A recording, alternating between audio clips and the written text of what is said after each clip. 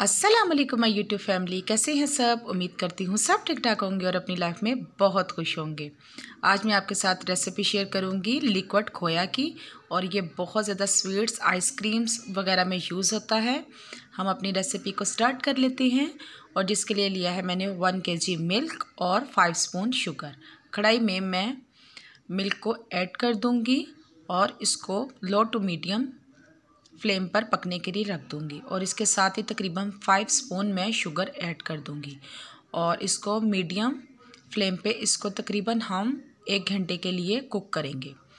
और ये देखिए ये मिल्क पकना स्टार्ट हो गया है और इसको तकरीबन 1 घंटे के लिए हम कुक करेंगे और साथ साथ चमचे को हिलाते जाएंगे ताकि ये थिक होने पर नीचे ना लग जाए। ये देखिए तकरीबन 1 से 1.5 घंटा मैंने इसको कुक किया और ये बहुत ही ज़्यादा थिक हो गया है। ये देखिए हमारा लिक्विड खोया रेडी है। हम इसको किसी भी स्वीट्स में यूज़ कर सकते हैं, रसमलाई में यूज़ कर सकते हैं, आइसक्रीम में यूज़ कर सकते हैं।